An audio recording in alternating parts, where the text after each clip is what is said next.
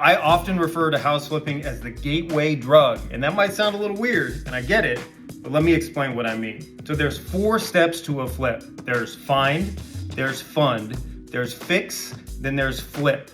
In the find phase, that's where we're generating leads, we're making offers. In the fund phase, our offer's been accepted, and we're going and getting our contractors, making sure our numbers are correct. In the fix phase, that's where we're dealing with our contractors and improving the property, doing renovation, all that kind of fun stuff. In the flip phase, that's our exit strategy where we're selling it typically on the open market for top dollar. But you may just want to go through the find phase, and at the check mark where you go from one phase to the next, you can wholesale the property. You just sell the rights to the contract to someone else. During the fund phase, you can go through that, close on the deal, and instead of doing renovation, all that kind of fun stuff, you can buy the house outright and then sell it to someone else in the condition that it's in to make some money. You can do find, fund, and fix, and instead of putting it on the open market, you can refinance it, throw a renter inside, and enjoy a little bit of that mailbox money.